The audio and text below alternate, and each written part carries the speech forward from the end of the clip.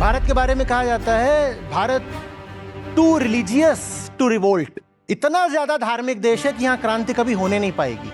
उसने तो मान ली ना कोई बात, उसको बता दिया पंडित जी ने बैठा करके। अब क्रांति होगी जहां सवाल तक नहीं पूछे जा सकते, वहां क्रांति होगी क्या? हम तो ऐसा मानते हैं जी, हमारी तरफ तो ऐसा विश्वास है जी। तो काहे की क्रांति जी? जो चलता आया है चलने दो। हमारी पुरानी किताबों में लिखा है, शास्त्रों में लिखा है, और जिसको ये बात बोली उसने मान भी लिया। लोगों को ना क्रांति के लिए मत प्रेरित करिए, लोगों को वहां ले जाइए जहां से उनकी मान्यताएं सचमुच आ रही हैं। जब तक हम जानेंगे नहीं कि हम कौन हैं और सचमुच हमें चाहिए क्या, और जो हमें चाहिए उससे प्रेम इतना होना चाहिए कि अब बिकेंगे नहीं। भारत के बारे में कहा जाता है Bharat too religious to revolt. इतना ज्यादा धार्मिक देश है कि यहां क्रांति कभी होने नहीं पाएगी, क्योंकि आपने बहुत बातें मान ली हैं। एक आदमी है, उसकी जिंदगी बर्बाद है, पर फिर भी वो क्रांति में उठेगा नहीं। पूछो क्यों? क्योंकि उसने मान लिया है कि उसकी बर्बादी उसके पूर्व जन्म के बुरे कर्मों की वजह से है। क्रांति कैसे करेगा वो? उसने तो मान ली ना कोई बात, उसको बता दिया पंडित जी ने बैठा करके कि ये जो तू गरीब है और जो तुझे इतना सब सहना पड़ रहा है, तेरा शोषण हो रहा है, वो इसलिए हो रहा है क्योंकि तू पिछले जन्म में बहुत गंदा आदमी था। उसने मान लिया। वो क्रांति करेगा कभी? करेगा क्या? महिलाएं हैं, उनको मनुष्य तो माना ही नहीं गया, और 100 तरीके की बेवकूफियां और बदतमीजियां वो बर्दाश्त करती हैं दिन भर, जिंदगी भर। और क्रांति तो छोड़ दो, जो व्यवस्था चली आ रही है पुरानी, उसको बदलने की कोशिश करो तो महिलाएं ही सबसे पहले उठ के मुंह नोच लेती हैं। मुझसे पूछिए, हाँ ये महिलाओं का दुश्मन है। क्यों? ये कह रहा घर में मत बैठी रहो, इसे हमारे आराम से तकलीफ है।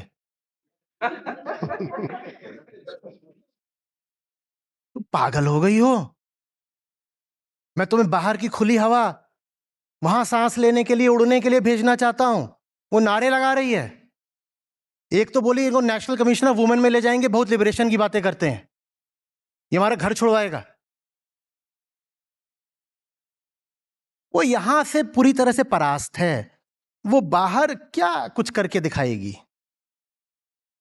पहले क्रांति मन में आती है, फिर समाज पर छाती है। और हमारे मन की क्रांति को, जो हमने धर्म के विकृत संस्करण पकड़ रखे हैं, उस क्रांति को कुचल दिया है उसने। भारत का धर्म मूलतः बोध का धर्म है, जानने का।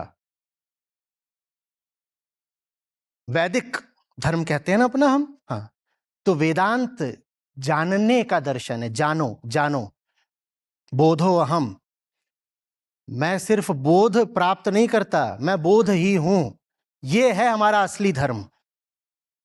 लेकिन काल चक्र में हमने इस धर्म को मानने का, विश्वास का धर्म बना दिया, आस्था। हम तो ऐसा मानते हैं जी, हमारी तरफ तो ऐसा विश्वास है जी, हम तो ऐसा ही करेंगे जी। अरे तुम क्या कर रहे हो? नौ दुर्गा शुरू हो रही है, ये बकरी क्यों उठाए लेके जा रहे हो? जी काटते हैं जी। क्यों काटते हो जी? कौन खाता है बकरी को? निश्चित मानो ये सब पशु पक्षी, ये तो देवी के भी बच्चे बच्चियां हैं, देवी तो नहीं खाती। कौन खाता है जी? हम खाते हैं जी। तो तुम खाते हो तो उसमें तुम देवी को क्यों बीच में ला रहे हो? बस जी ऐसे ही चलता आया है जी। जहां ये चलता है ना कि जी बस ऐसे ही चलता आया है जी, वहां क्रांति कैसे होगी? ऐसे ही चलता आया है जी, और हमने मान लिया है जी। तो काहे की क्रांति जी? जो चलता आया है चलने दो। चलता आया है चलने दो। तू तू नीचे बैठ, तू उधर रह, तू ये नहीं कर सकता, तू वो नहीं कर सकता, तेरी जाति में ये समस्या है, तेरा ऐसा है, तेरा वर्ण बेकार है। नहीं जी ये मैं कैसे, मतलब क्यों? अरे हमारी पुरानी किताबों में लिखा है, शास्त्रों में लिखा है, और जिसको ये बात बोली उसने मान भी लिया। उसने मान लिया। उसने नहीं कहा कि मैं जाकर के पढ़ना चाहता हूं उपनिषद, मुझे प्रस्थानत्रयी के पास जाने दो, मुझे थोड़ा वेदांत सूत्र देखने दो, मुझे सांख्य योग देखने दो। मैं जानना चाहता हूं कि जो हमारा षड दर्शन है उसमें कहां पर जाति का उल्लेख है और कहां ये सब बातें हैं। न्याय वैशेषिक मुझे बताओ, कहां सांख्य योग बताओ मुझे, कहां ये? उसने भी नहीं पूछा, जिसका शोषण हो रहा है उसने भी नहीं पूछा कि तुम बोलते हो शास्त्रों में लिखा है जी, कहां लिखा है जी? कहां लिखा है? कहां लिखा है? हम तो दर्शन को मानेंगे, हम श्रुति को मानेंगे। दर्शन में दिखा दो कहां लिखा है और श्रुति में दिखा दो कहीं नहीं लिखा है। कुछ स्मृतियों में लिखा होगा। किसी ने सवाल नहीं पूछे, सबने बस माना। और मानने का मतलब ही होता है कि भीतर घुटने टेक दिए। जब भीतर घुटने टेक दिए तो बाहर ऐसे मुट्ठी नहीं तान पाओगे। बाहर की मुट्ठी तने, उसके लिए पहले भीतर मुट्ठी तननी चाहिए, और वो हम तनने नहीं देते। छोटा बच्चा होता है, अंकल जी को नमस्ते करो। अंकल जी एकदम दुनिया के सबसे बड़े छछूंदर, और तुमने उसका नमन करवा दिया छछूंदर के आगे। ताऊ जी के पांव छुओ, और ताऊ जी खतरनाक किस्म के काहिल, आलसी, गंवार, जो जो उनको उपाधियां दी जा सकती हो, और वो इतना सा है अभी, वो आप पर आश्रित है। आपने जबरदस्ती करके उससे ताऊ जी के पैर छुआ दिए, उसकी रीढ़ झुक गई ना। अब वो रीढ़ सीधी कैसे करेगा बोलो? तुमने गलत जगह तुमने अपने विशेषाधिकार का दुरुपयोग करा है। तुम माँ बाप हो, तुम्हारी चलती है उस पे, तुमने जबरदस्ती चलाई है, उसको कहा यहां झुको, ये मानो, ये मानो, वो मानो। अच्छा, मंदिर के सामने निकल रहे हैं, भगवान जी को जय बोलो। तुमने उसको अर्थ बताया भगवत्ता का? तुमने कुछ पूछा? तुमने उसके मन में एक बात बैठा दी कि भगवान जी कुछ होते हैं, क्या होते हैं, क्यों होते हैं, कैसे पता, क्या जाने, किसने बताया? कोई सवाल नहीं, कोई जवाब नहीं, बस ऐसे करो। ऐसा करना होता है। ये दिन आ गया है, चलो इस दिन फलाने कुएं में जाके बाल्टी पानी निकाल के ऐसे उधर को मुंह करके सरसों डाल के नहा लो। और वो बड़ा एक विस्तृत इलेबोरेट प्रपंच होता है। मैंने तो सिर्फ सरसों डाली, उसमें हींग, मेथी, और वो इतना सा देख रहा है, और सवाल वो कुछ नहीं पूछ सकता। थप्पड़ और मारोगे उसको सवाल पूछे तो। क्या क्या चल रहा है? कुछ भी चल रहा है। सवाल नहीं पूछ सकते, क्योंकि सवाल का कोई जवाब किसी के पास है नहीं। अब क्रांति होगी जहां सवाल तक नहीं पूछे जा सकते, वहां क्रांति होगी क्या? क्रांति होती है कि आकाश की वर्जनाओं को काटेंगे। उसके लिए पहले भीतरी पंछी के पंख तो खुले होने चाहिए ना। तुम भीतर ही उसके पंख बांध देते हो, बाहर क्या क्रांति करेगा? भारत में होंगी भी नहीं क्रांतियां। एक तरीके से देखा जाए, बहुत विद्वान है जिन्होंने कहा है कि शोषण की जितनी गहरी और जितनी लंबी परंपरा भारत में रही है, उतनी तो विश्व में कहीं रही नहीं। और ये जादुई बात है, चमत्कारिक, कि भारत में कभी कोई क्रांति हुई नहीं। भारत में कभी कोई क्रांति हुई नहीं। क्यों नहीं हुई? हम धार्मिक लोग हैं ना, और धर्म क्या है ये हम जानते नहीं। हमारे जो हमने धर्म की झूठी व्याख्याएं कर दी हैं, उन झूठी व्याख्याओं ने सब क्रांतियों का गला घोंट दिया, अबॉर्ट कर दिया उनको।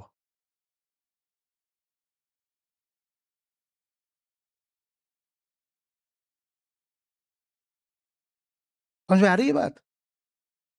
अब लिख दिया गया कहीं किताब में, राजा ईश्वर का प्रतिनिधि होता है, तो अब राजा जो कुछ करेगा मानना पड़ेगा ना। राजा अत्याचार करे तो कोई बात नहीं, क्योंकि राजा कौन है? ईश्वर का प्रतिनिधि है। पति परमेश्वर होता है। अब पति ने चांटा भी मार दिया, लात भी मार दी, तो परमेश्वर ने मारी है, प्रसाद समझ के ग्रहण कर ले। पूछ ही नहीं रहे हो। ये है नहीं बाज, ये परमेश्वर का प्रतिनिधि है।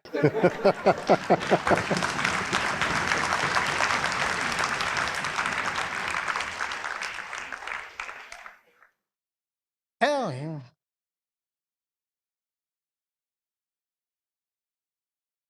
आज भी हैं जो नाम लेकर के नहीं पुकारती,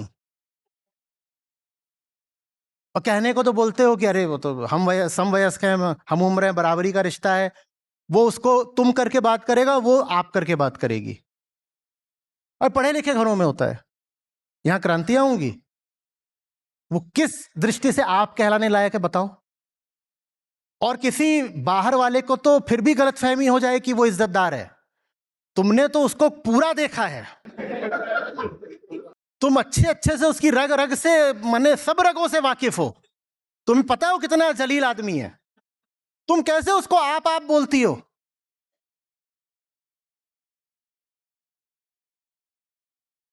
पर नहीं चलता है, अब क्रांति होगी।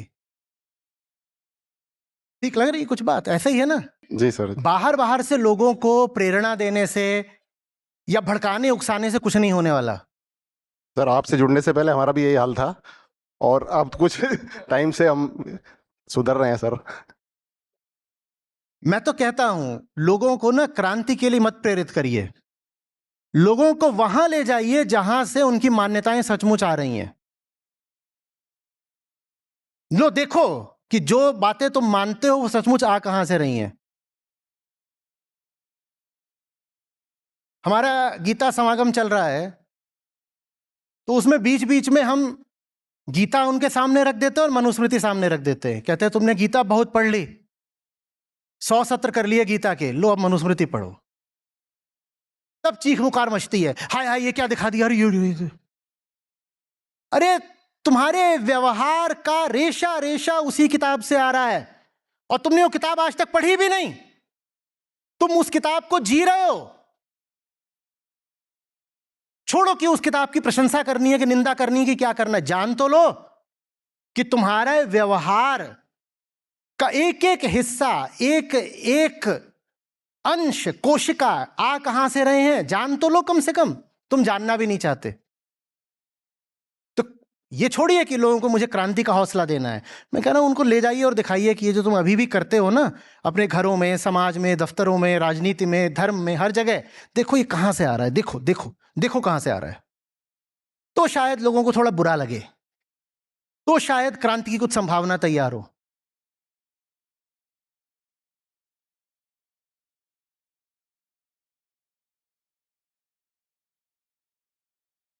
आप हैरत में पड़ जाएंगे जिस व्यवहार को, मान्यता को, जिसको आप सामान्य साधारण मानते हो ना, आप सोचते हो तो नेचुरल है, ऐसा होता ही है। खासकर जो भारतीय स्त्री का स्टीरियोटाइप चलता है, भारतीय माँ ऐसी होती है। अरे भारतीय माँ वैसी पैदा नहीं होती है, तुम उसे वैसा बना देते हो, उसके जीन्स में थोड़ी कुछ अलग है। एक जगह कहीं पर था और ये एकेडमिक एक्सरसाइज चल रही थी, Indian mother versus American mother, जैसे कि अटलांटिक पार करके जीन्स बदल जाते हैं। क्या दिखा रहे हो ये? साफ क्यों नहीं बताते हो कि एक को दूसरी मानसिक खाद खुराक डाल दी गई है और दूसरे को कुछ और डाल दिया गया है? ये इंडियन मदर क्या था, नहीं भारतीय मां तो ममता से भरी होती है। तुम्हें तो ममता शब्द का भी अर्थ ना पता हो। जिन बातों को आप कहते हो ये तो नॉर्मल ही हैं, वो नॉर्मल नहीं है। समझो वो बातें कहां से आ रही हैं। वो तुम्हारे मन में कूट कूट के चुपचाप धोखे से भरी गई हैं, या तो धोखे से या अज्ञान में भरी गई हैं। हमें बड़ा ये नॉर्मल लगता है। अब हस्बैंड वाइफ जा रहे होंगे, वाइफ थोड़ा एक कदम पीछे ही चल रही होगी, तो नॉर्मल बात है, इसमें क्या है, इसमें तो कुछ असाधारण तो मुझे लग नहीं रहा। ये लिखा हुआ है, ये रिटन में है, लिखित में है, पत्नी एक कदम पीछे चलेगी, इसलिए पीछे चल रहे हो। और आपने वो किताब कभी पढ़ी भी नहीं जहां ये लिखा है, लेकिन फिर भी आप उसी किताब को जी रहे हो।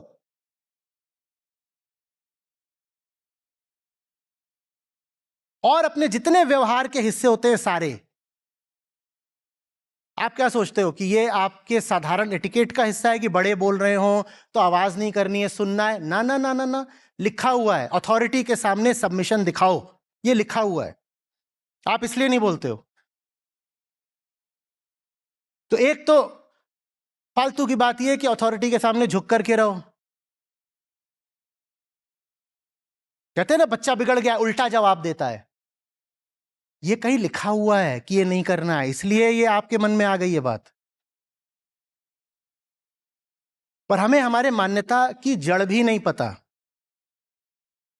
जब मान्यता की जड़ तक पहुंचोगे तो कहोगे यार नहीं चाहिए, अगर यहां से आ रहा है ये सब कुछ तो नहीं चाहिए, नहीं चाहिए।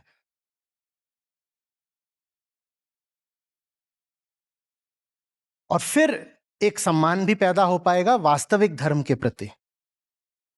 उसके बाद उपनिषदों को यहां रख पाओगे, उसके बाद समझ पाओगे कि धर्म और संस्कृति बहुत अलग अलग चीजें हैं, कि धर्म और लोकधर्म बहुत अलग अलग चीजें हैं, कि दर्शन और मान्यता बहुत अलग अलग चीजें हैं। उसके बाद भगवत गीता का सही अर्थ समझोगे और कुछ सम्मान दे पाओगे।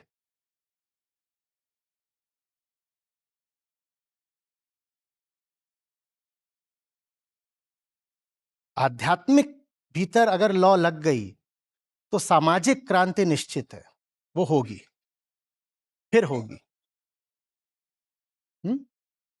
जी थैंक यू सर।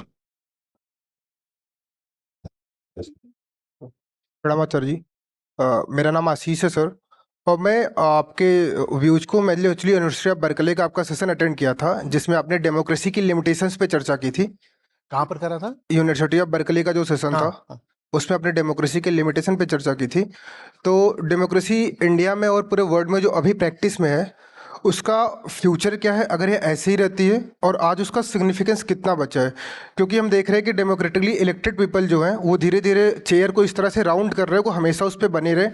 ट्रम्प भी थर्ड टर्म की चर्चा कर रहे हैं, और सेकेंड तरफ जो उनके वोटर्स हैं वो बहुत ट्रिवियल इशूज पे फाइट करके लगातार कोई भी बड़े क्वेश्चंस रेज नहीं कर रहे। इस बीच में सर कुछ लोग जो अवेयर हैं, जैसा आप कहते हैं कि ओनस अवेयर लोगों पे है, वो कोई राइट वे नहीं फाइंड कर पा रहे हैं सिस्टम से वे आउट करने का। हम हमेशा एक लिमिटेड नंबर में होते हैं, और प्रॉब्लम ये हो जाती है कि जो क्लासिकल वे थे, प्रोटेस्ट करना, रोड ब्लॉक करना, सड़कें जाम करना, जो बड़ी बड़ी क्रांतियों में काम किए, तो आज वे जो है काम नहीं कर रहे हैं। हम देख रहे हैं सड़कें ब्लॉक भी होती हैं फिर भी स्टेट पे कोई फ़र्क नहीं पड़ता। प्रोटेस्ट बड़े बड़े होते हैं, मैसू आंदोलन होते हैं, उन पे कोई फ़र्क नहीं पड़ता। और इतने दिनों तक सोनम वांगचुक जी का आंदोलन रहा या प्रोफेसर जेडी अग्रवाल का आंदोलन रहा, हसदेव बचाओ रहा, ये चीज़ें लाइमलाइट पे नहीं आ पाती हैं। तो ऐसी चीज़ों में हम अपने स्टेट के अगेंस्ट जो अपने डिसएग्रीमेंट है उनको रेज करने का करेक्ट वे क्या है इस टाइप की डेमोक्रेसी में जो आज प्रैक्टिस हो रही है? देखो, अब दुनिया भर में दलों ने, पार्टियों ने, चतुर नेताओं ने ये कला सीख ली है कि डेमोक्रेसी को डेमोक्रेसी के माध्यम से ही खोखला कैसे करना है। ठीक है, तो कहीं पर भी कोई तख्ता पलट होने नहीं जा रहा है। जो पहले बहुत होता था ना, कू हो गया, वो कू नहीं होने जा रहा। तानाशाही के जमाने लद गए, वो नहीं होगी। अब बस ये करा जाएगा कि जो जनता ही है, मतदाता, उसको ही इस तरीके से मैनिपुलेट कर दिया जाएगा, मिस इन्फॉर्मेशन के माध्यम से, मीडिया के माध्यम, सबसे ज्यादा मीडिया के ही माध्यम से, कि वो खुद ही अपने लिए किसी अथॉरिटेरियन को चुन लेगा। बात समझ रहे हो? वो ये तक कर सकता है कि डेमोक्रेटिकली वोट दे दे कि उसे डेमोक्रेसी चाहिए ही नहीं। ये कितनी मजेदार बात है। उसने डेमोक्रेटिकली वोट दिया है कि मुझे डेमोक्रेसी चाहिए ही नहीं। प्यू रिसर्च ने करा कि दुनिया में कहां पर कितने लोग अथॉरिटेरियन रूल को स्वीकार करने के लिए तैयार हैं। सबसे ज्यादा लोग मालूम है कहां निकले? भारत में। मेरे ख्याल से भारत की सिर्फ 22% आबादी है जिसने साफ ना कहा है कि किसी भी हालत में हमें किसी तरीके का कोई विशेषाधिकारी नहीं चाहिए। विशेषाधिकारी की माने जिसके पास संविधान से आगे के ऊपर के अधिकार हों, नहीं चाहिए। बाकी 78% लोग भारत में थोड़ा कम थोड़ा ज्यादा किसी तरीके से अथॉरिटी को स्वीकार करने के लिए तैयार बैठे हुए हैं पहले से। तो डेमोक्रेसी को अगर आप एक पेड़ मानोगे ना, तो उसको एक तरह की जमीन चाहिए होती है, और वो जमीन होती है सही चुनाव ले पाने वाली चेतना की। क्योंकि डेमोक्रेसी तो इसी पर चलती है कि आप सब लोग हो और आपको इतनी तमीज है कि वोट कहां डालना है, और आपकी चेतना अगर ऐसी है ही नहीं कि आप जिंदगी में कोई भी सही चुनाव कर सको, तो आप अपने प्रतिनिधि या नेता का ही सही चुनाव कैसे कर लोगे? और नेताओं ने और दलों ने ये अब कमजोरी बखूबी पकड़ ली है। असल में अब क्या पकड़ लिया? हिटलर भी तो चुनावी जीत के आया था। तो ये तब से नेताओं ने पकड़ी हुई है ये बात। तब से नेताओं ने ये बात, सबको पता है कि डेमोक्रेसी से चुनाव जीत करके फिर डेमोक्रेसी को सबवर्ट करा जा सकता है, और ऐसे करा जा सकता है कि जनता खुद कहे कि वाह वाह वाह क्या काम किया है। कितना तो सुनते हो कि भारत को भी जो है एक ऑथोरिटेरियन रजीम की जरूरत है। कितने ही लोग हैं वो बहुत गंभीरता से बोलते हैं कि India suffers from too much democracy. No, India suffers from too much ignorance sir. Democracy समस्या नहीं है। डेमोक्रेसी को झूठ मूठ की समस्या बना के तुम सिर्फ तानाशाही को जस्टिफाई करना चाहते हो। भारत की समस्या है भारत का अंधेरा, भारत का अज्ञान, भारत की अशिक्षा, भारत का बहुत सारा कचरा जो अतीत से आ रहा है और उस कचरे को भी साफ नहीं किया गया ठीक से। यह है भारत की समस्या। और इस समस्या का नाम लेने की जगह, इस समस्या पर ध्यान देने की जगह आप झूठ मूठ कह रहे हो कि भारत की समस्या लोकतंत्र है, ताकि जो सही समस्या है वो यथावत बनी रहे, सही समस्या की बात ना करनी पड़े। तो इसीलिए आपने, ये लगभग ऐसी सी बात है कि बहुत ही ज्यादा बिल्कुल लाइलाज मरीज हो, एकदम आखिरी अवस्था के, उनको बचाना लगभग असंभव है, और आप बोल दो कि ये जो डॉक्टर है ना यही बेकार है। भाई ये भी तो देखो कि तुम्हारा जो मरीज है वो कितनी खराब हालत में डॉक्टर के पास आया है। भारत में कुछ बहुत बहुत गहरी बीमारियां हैं। वो बीमारियां हैं जिनके कारण यहां का जो जनमानस है वो सही नेताओं को नहीं चुन पाता है। उससे जाकर के उसकी जाति की बात कर दो, उसका वोट पलट जाता है। आप किसी को वोट देने जा रहे थे, पीछे से कोई आया बोला तू जाति द्रोही है क्या, मैं तेरी जाति का हूं, मुझे वोट नहीं दे, उसका वोट पलट जाएगा। गहरी बीमारी है। वायरस ने अटैक किया और सिस्टम वायरस के सामने ईल्ड कर गया, घुटने टेक गया। धर्म का तो कहना ही क्या।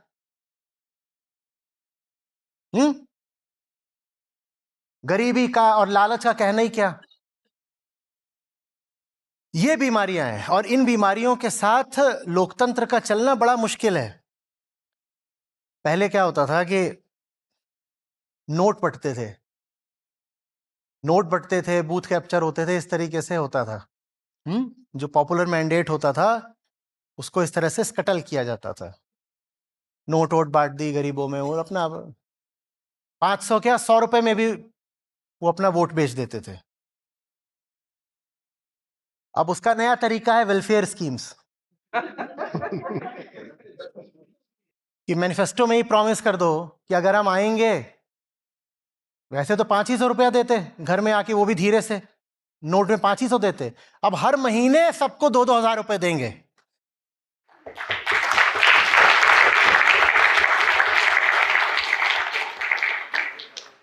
हो गया, ठीक है, काम चल गया। भारत में वो जमीन नहीं है जो सवाल पूछना जानती हो। हमने अपना आत्मसम्मान बहुत गिरा दिया है। हम बहुत जल्दी बिक जाते हैं, बहुत जल्दी बिक जाते हैं। कोई बोल रहा है कि ट्रेन में टिकट फ्री हो जाएगा, बस में फ्री हो जाएगा, ये हो जाएगा। कोई तो सीधे कैश ट्रांसफर की बात कर रहा है, बैंक में पैसा आ जाएगा। कितना जाएगा? 1000 रुपया, 1500 रुपया, 2000 रुपया, इतना आ जाएगा। उतने के लिए हम बिक जाते हैं। अब जनतंत्र थोड़ी चलता है ऐसे। जनतंत्र के लिए एक खुददार जनता चाहिए जो कहे कि क्या कर रहे हो, घूस दे रहे हो, ये तुम घूस दे के ही तो वोट खरीद रहे हो, बस ये लीगल घूस है, और क्या है ये?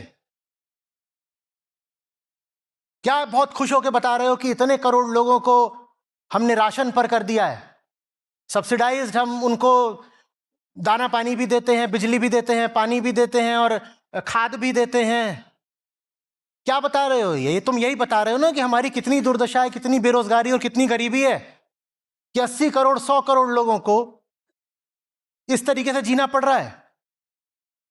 वो आत्मसम्मान जो है ना, वो, और वो आत्मसम्मान वो शुरू ही होता है आत्म से।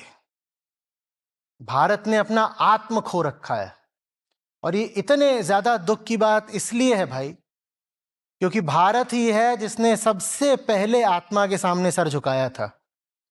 विचार के सामने, दुनिया के सामने, तरह तरह की खोजों के सामने तो पश्चिम ने भी सर खूब झुकाया। भारत अकेला था जिसने कहा था नहीं, मैं तो सबसे पहले अपने सामने सर झुकाऊंगा।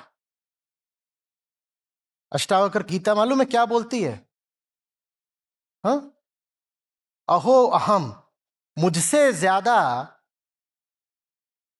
आश्चर्यजनक क्या हो सकता है? अहो, आश्चर्य का भाव, नमो मह्यम। और मुझे अगर झुकना है तो बस अपने ही सामने झुकूंगा। भारत है जिसने अपने आप को इतना सम्मान दिया, ये कहलाता है आत्मसम्मान। अहो हम नमो मह्यम। अहंकार नहीं है ये, अहंकार बहुत छोटी चीज होती है, वो बोलता बस है, वो झुक कहीं भी जाता है। 2 लात मारो अभी झुक जाएगा। आत्मा दूसरी चीज होती है जो बिकने को तैयार नहीं होती, जो कहती है दुनिया की कोई चीज ऐसी नहीं जो मुझे छू सके, खरीदेगी क्या, वो आत्मा होती है। भारत आत्मा से बहुत दूर हो गया, हमारा सब कुछ बिकाऊ हो गया। हमारी निष्ठा बिकाऊ है, जाति का नाम ले लो, मान्यता का नाम ले लो, धर्म का नाम ले लो, बिक जाते हैं। हम ज्ञान और सत्य के सामने नहीं झुकते, हम मान्यता और परंपरा के सामने बिक जाते हैं। अरे बात तो भारत में जनतंत्र का आधार कमजोर है और तब तक कमजोर रहेगा जब भारत के जन जीवन में एक आध्यात्मिक जागृति नहीं आ जाती। डेमोक्रेसी में एक बहुत बड़ा एजम्पशन है और इनवैलिड एजम्पशन है कि लोग स्वतंत्र हैं वोट देने के लिए। भाई हम बाहर से स्वतंत्र होंगे, भीतर से हम स्वतंत्र नहीं हैं। तो भारत एक जबरदस्त तरीके की फ्लॉड डेमोक्रेसी है। दुनिया में सब फ्लॉड डेमोक्रेसीज हैं, पर भारत तो बिल्कुल अग्रणी है फ्लॉड होने में। जब तक हम जानेंगे नहीं कि हम कौन हैं और सचमुच हमें चाहिए क्या, और जो हमें चाहिए उससे प्रेम इतना होना चाहिए कि अब बिकेंगे नहीं। जिस चीज से प्यार होता है वो बेची नहीं जाती ना। तो भारत चूंकि आत्मा से दूर आ गया, इसीलिए भारत प्रेम से ही बहुत दूर आ गया है। हमारे यहां मोह माया ममता बहुत चलता है, प्रेम हम बिल्कुल नहीं जानते। जो प्रेम जानेगा वो बिक नहीं सकता, जो प्रेम जानेगा वो किसी छोटी चीज पर रुक नहीं सकता, छोटे जगह पर, छोटे आदमी के सामने, छोटे लालच के सामने भी नहीं झुक सकता। लोकतंत्र बहुत बढ़िया चीज है, पर उसके लिए लोक जगा हुआ होना चाहिए। हमें जबरदस्त शिक्षा की जरूरत है, बाहरी शिक्षा भी और भीतरी शिक्षा भी। नहीं तो लोकतंत्र का ढांचा बरकरार रहेगा और भीतर भीतर उसके बिल्कुल कुछ विपरीत चलता रहेगा। बाहर लोकतंत्र ही रहेगा, ऑफिशियली तुम यही कहलाओगे कि अभी भी डेमोक्रेसी हो, पर भीतर भीतर कुछ और चलता रहेगा। भारत में ही नहीं, पूरी दुनिया में हर जगह यही होने जा रहा है। संविधान कोई नहीं बदलने वाला। वैसे भी सुप्रीम कोर्ट ने क्या रखा है कि जो बेसिक स्ट्रक्चर है उसको तो तुम अमेंड मॉडिफाई भी नहीं कर सकते। तो संविधान वैसे ही रहेगा, पर उस संविधान का इंटरप्रिटेशन बदल दिया जाएगा।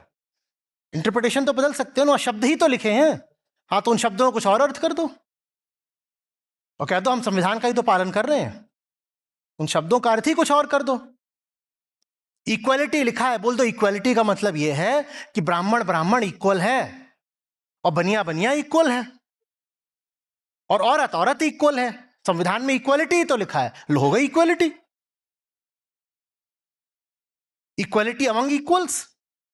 अरे जब आदमी औरत इक्वल ही नहीं है तो उनमें आपस में थोड़ी इक्वालिटी होगी। औरत और औरत इक्वल है, और औरत में भी ब्राह्मण औरत और ब्राह्मण औरत इक्वल है। तो संविधान को आपको नहीं तोड़ना मरोड़ना पड़ा और आपका काम भी हो गया। समझ में आ रही है बात? भारत को वास्तविक धर्म चाहिए, भारत को उपनिषद चाहिए, भगवत गीता चाहिए, भारत को वेदांत चाहिए। भारत को हमें अपने षड दर्शनों के पास ले जाना पड़ेगा, उन्हें बताना पड़ेगा भगवान बुद्ध भगवान महावीर हमसे क्या कहना चाहते थे, सिखाना पड़ेगा। क्या हो गया था हिंदू धर्म को कि सिख गुरुओं को एक नई धारा ही खोलनी पड़ी, हमें सीखना पड़ेगा। जो पूरा संत समुदाय था उसे क्यों जरूरत पड़ी हिंदू धर्म में सुधार लाने की, हमें जानना पड़ेगा। क्या गलतियां थीं जिसके लिए इतने संतों ने इतना कहा, और सिर्फ कहा ही नहीं है, कईयों ने तो प्राण भी दे दिए। क्यों उन्हें अपने इतने जान की बाजी, प्राणों का उत्सर्ग जरूरत क्या पड़ी थी, यह हमें जानना पड़ेगा। क्योंकि वही सब बुराइयां जो बुद्ध महावीर के जमाने में भी मौजूद थीं, गुरु नानक संत कबीर के जमाने में भी मौजूद थी, राजा राम मोहन रॉय और ज्योतिबा फुले के समय भी मौजूद थी। वो सब बुराइयां आज भी मौजूद हैं और उन बुराइयों के साथ लोकतंत्र नहीं चल सकता। उन बुराइयों को हमें पहचानना पड़ेगा, सफाई करनी पड़ेगी।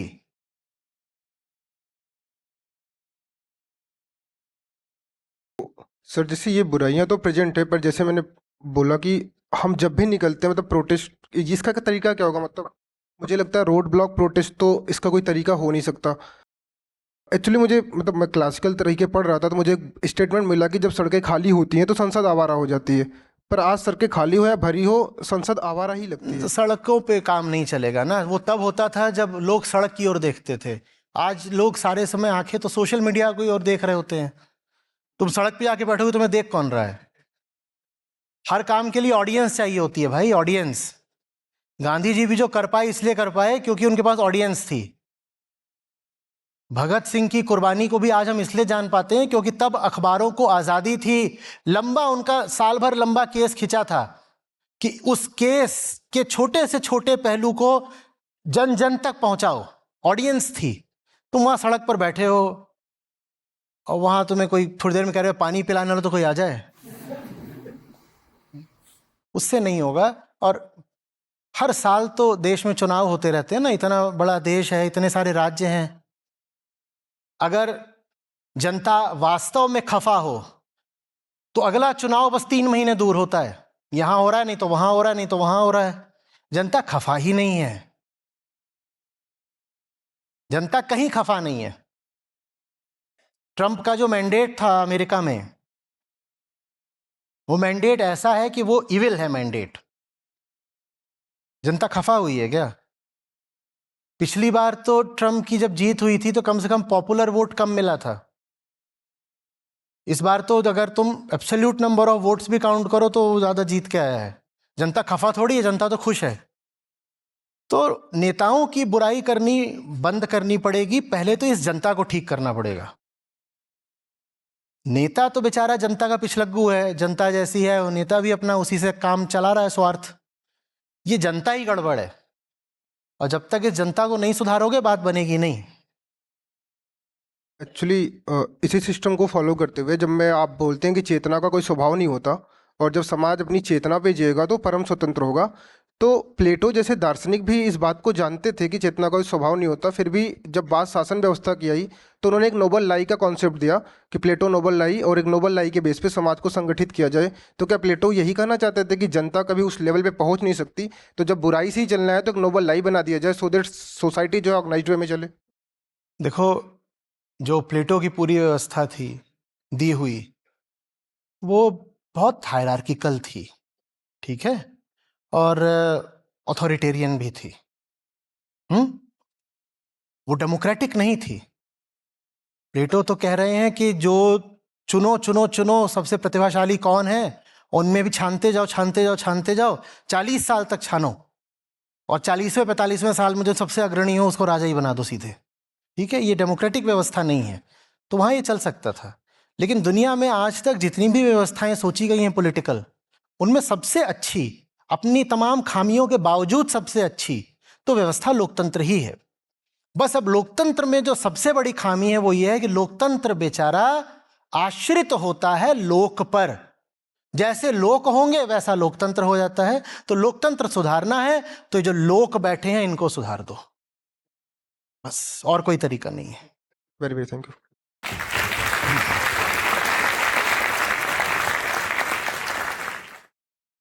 प्रणाम आचार्य जी, ये एक फॉलोअप क्वेश्चन है इसी से रिलेटेड थोड़ा।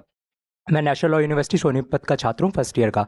तो ज़्यादातर जो वहाँ पे डिस्कशंस होते हैं लॉ से रिलेटेड, जो अब तक मैंने मतलब फर्स्ट ईयर में देखे हैं, वो सर फ्रीडम के मतलब राइट टू प्राइवेसी और इस चीज़ के ऊपर ज़्यादा होता है, फ्रीडम के ऊपर, कि फ्रीडम चाहिए, फ्रीडम होनी चाहिए, हर चीज़ की फ्रीडम होनी चाहिए। और हम जो अध्यात्म में देखते हैं वो वहाँ पे वो फ्रीडम की अलग बात करता है, that freedom is for the free.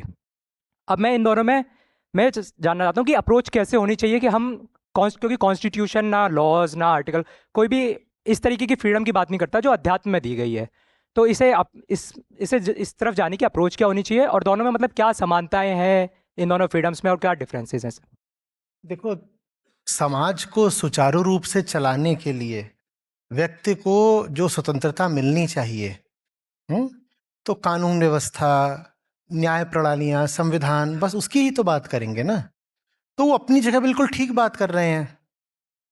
Right to privacy, right to life, right to equality, right to freedom of expression, cultural educational rights, हमारी फंडामेंटल राइट्स हो, तुम जानते ही हो। फिर अनुच्छेद 21 है, उसमें राइट टू लाइफ है, उसके न जाने कितने अलग अलग तरीके के इंटरप्रिटेशन हो गए हैं, उसमें राइट टू रेपुटेशन भी आ गया। तो वो सब चाहिए ताकि समाज ठीक से चलता रहे। हाँ, समाज में को ये हक ना मिल जाए कि वो व्यक्ति के ऊपर चढ़ के बैठ गया है, ना समाज को वो हक मिले ना सत्ता को। तो जब आप कहते हो फंडामेंटल राइट्स हैं, तो those are the fundamental rights of the individual against the state and its institutions. ठीक है, कि तुम्हारा दमन जो है वो कोई और ना कर ले, उसके लिए संविधान तुमको ये सब मौलिक अधिकार देता है। लेकिन तुम अपना दमन अगर खुद ही करना चाहो तो संविधान कुछ नहीं बोलता। कोई और अगर तुम्हारी फ्रीडम ऑफ स्पीच छीनेगा तो तुम बिल्कुल जाकर के इससे एक लीगल रेमेडी मांग सकते हो कोर्ट के पास जाकर के, कि देखो फलाना है और वो मुझे बोलने नहीं दे रहा। लेकिन कोई अगर तुमको भीतर से भ्रष्ट करके तुम्हारे विचार ही गंदे कर दे, तो इस चीज की कोई लीगल रेमेडी नहीं है। व्यक्ति के भीतर क्या हो रहा है, संविधान इस पर बहुत नहीं बोलता, क्योंकि उसका जो उद्देश्य है, संविधान से मेरा अर्थ है कोई भी विधान, ठीक है, कोई भी विधि प्रणाली, वो इसका बोलते नहीं, क्योंकि उनका उद्देश्य यह है कि समाज ठीक से चले, इंसान और इंसान का रिश्ता ठीक रहे, और इंसान और राज्य का रिश्ता ठीक रहे। इंसान का अपने साथ क्या रिश्ता होगा, इसके लिए तुमको लॉ नहीं स्पिरिचुअलिटी पढ़नी पड़ेगी, कि मेरे साथ क्या रिश्ता होना चाहिए। कोई और तुम्हारा शोषण न करे, इसके लिए संविधान है। तुम खुद अपना शोषण न करो, इसके लिए वेदांत है। और खतरनाक बात यह होती है कि कोई और हमारा शोषण बाद में करता है, सबसे ज्यादा शोषण हम खुद ही अपना करते हैं। तो इसलिए मैं बोला करता हूं कि अच्छा संविधान भी आध्यात्मिक मूल्यों से ही पैदा हो सकता है। पहले यह जरूरी है कि हम अपने साथ अच्छे हों, फिर हम अपने पड़ोसी के साथ भी अच्छे हो जाएंगे। Thank you sir.